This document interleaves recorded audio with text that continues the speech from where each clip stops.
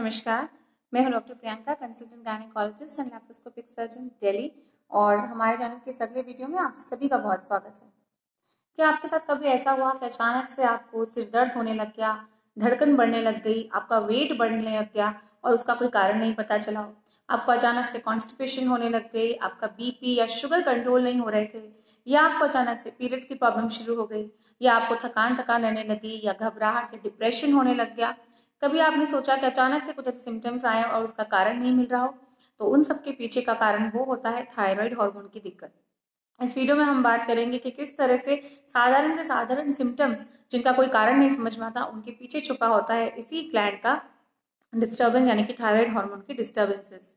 Thyroid के बारे में बात करें तो मेडिकली जब हम मेडिसिन पढ़ते थे एज ए मेडिकल स्टूडेंट, तो हमें सिखाया जाता था कि when nothing works think thyroid. इसका मतलब है कि अगर कोई भी बीमारी कंट्रोल नहीं आ रही है, पेशेंट को कुछ सिम्टम्स है और समझ में नहीं आ रहा है कि किस वजह से है, तो बहुत कॉमन हो सकता है कि उसका जो रीजन है वो थायराइड की डिस्टर्बेंस है।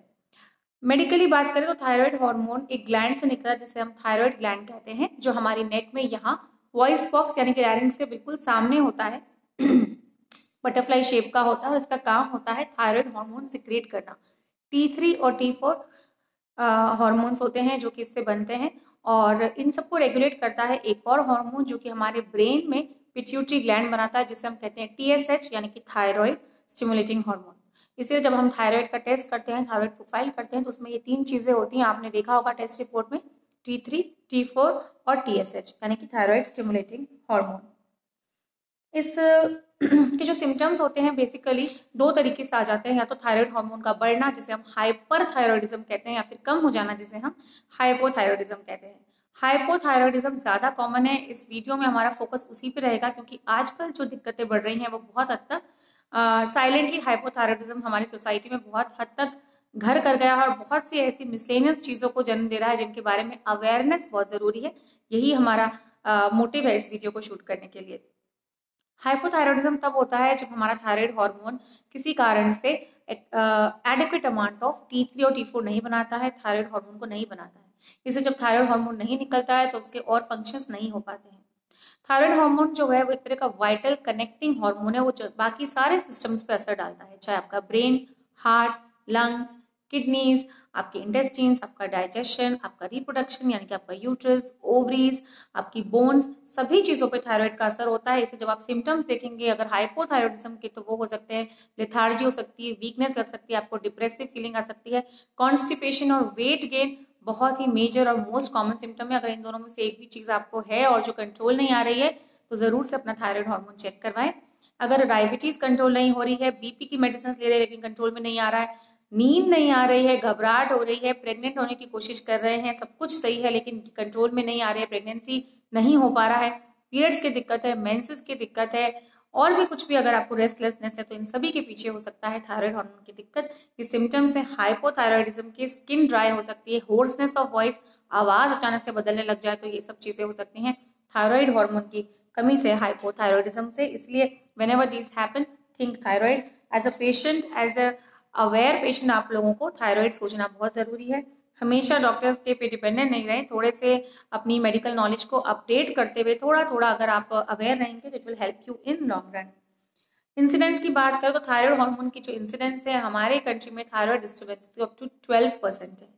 इसमें फीमेल्स में डबल होता है मेल्स। इसका मतलब अगर एक आदमी को थायराइड की दिक्कत होगी तो दो औरतों को दिक्कत होगी। इसलिए मेरा रिक्वेस्ट है महिलाओं से, जब आप अपना हेल्थ चेकअप कराते हैं एनुअली या 6 मंथली, अगर आप दूसरी चीजों के पेशेंट भी हैं, थायराइड के, सॉरी डायबिटीज के, या बीपी के आप मरीज हैं, या लिपिड प्रोफाइल आप करवाते हैं, तो उसके साथ सालाना एक बार आप अपना थायराइड हार्मोन का प्रोफाइल जरूर चेक करवाएं। क्योंकि बहुत बार ऐसा होता है कि इस रिपोर्ट ये एक्सीडेंटली आपने टेस्ट करवाया, कोई सिम्टम नहीं थे और आपको रिपोर्ट में पॉजिटिव आया कि आपको थायराइड की दिक्कत है। And it will save you a lot of your other efforts, और आपको बहुत और दिक्कतों से बचाएगा अगर आप अपने थायराइड हार्मोन को कंट्रोल में रखेंगे। इसके साथ ही ये भी कहा जाता है कि 60% of the population who has thyroid is unaware. इसका मतलब है 60% लोग जिनको थायराइड है उनको पता ही नहीं है कि उनको थायराइड की बीमारी है। कितना खतरनाक है! अगर ये थायराइड हार्मोन कंट्रोल नहीं हो तो लाइफ थ्रेटनिंग हो सकता है, आपकी जान भी जा सकती है। इतना वाइटल और इतना इंपॉर्टेंट है ये हार्मोन। हाइपोथायरॉयडिज्म के सिम्टम्स की हमने बात की। अब बात करें डायग्नोसिस की, हम पहले कर चुके हैं कि थायराइड प्रोफाइल करवाइए, एनुअली करवाइए। नहीं है थायराइड तो अगर थायराइड के मरीज हैं तो उसे चेक करवा के दवाई जरूर लें। जब हम बात करें हाइपोथायरॉयडिज्म की यानी कि थायराइड की अगर कमी है तो उसमें आपको T3 और T4 हार्मोन देने की जरूरत पड़ सकती है। ज्यादातर T4 हार्मोन दिया जाता है, जैसे हम थायरोनॉम, थायरॉक्स और लीवोथायरॉक्स, इस तरह के नाम से ये आती हैं दवाइयाँ। आपको थायरोनॉम और थायरॉक्स बहुत कॉमन टैबलेट्स हैं, बहुत कॉमन यूज होती हैं। 25 माइक्रोग्राम, 25 माइक्रोग्राम से लेकर 150 माइक्रोग्राम की डोज तक अवेलेबल है। आपके डॉक्टर आपको देख के, आपके सिम्टम्स को देख के, आपके लेवल्स को देख के, हार्मोन के लेवल्स को देख के डिसाइड करेंगे कि आपको कितनी डोज की कितनी जरूरत है, कितने लंबे समय तक। एक बहुत कॉमन जो डाउट सब लोग पूछते हैं वो कहते हैं कि क्या thyroid is a permanent disorder. Well this will depend upon, एक तो आपके थायराइड आपको हुआ क्यों है, इज देयर अ रीजन। कई बार ऐसा होता है इडियोपैथिक होता है यानी कोई रीजन नहीं होता, और कई बार ऑटो इम्यून डिसऑर्डर्स होते हैं थायराइड के। काफी डिटेल में मैं जाना नहीं चाहूंगी, लेकिन कई बार ऐसा होता है वो रेमिशन में जाते हैं, अपने आप भी बीमारी ठीक हो जाती है, और कई लोगों की थायराइड की दवाई बंद भी हो जाती है। लेकिन in most cases you have to take it lifelong. Alternative जो फॉर्म्स ऑफ मेडिसिन है, आयुर्वेदा और होम्योपैथी, अक्सर ये क्लेम करते हैं कि वो आपके थायराइड को परमानेंटली क्योर कर सकते हैं। पर्सनली मैं उस बारे में कोई एडवाइस नहीं कर सकती because I am not a doctor of that medicine, लेकिन अगर आप चाहें तो ट्राई कर सकते हैं। लेकिन एक बात याद रखिएगा, अपनी जो एलोपैथी की मेडिसिन है उसे बंद नहीं कीजिएगा अपने डॉक्टर की सलाह के बिना, क्योंकि थायराइड हार्मोन जब एकदम से अगर आप बंद करेंगे तो आपका बॉडी जिस तरह से रिएक्ट करेगा, that can be shocking and dangerous to your life to.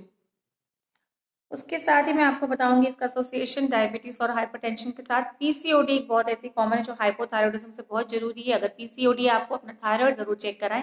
Pregnant नहीं हो पा रहे हैं, मेंस्ट्रुअल डिस्टर्बेंसेस है, पीरियड्स नहीं आ रहे हैं, तो थायराइड हार्मोन का बहुत बहुत ज्यादा रोल हो सकता है।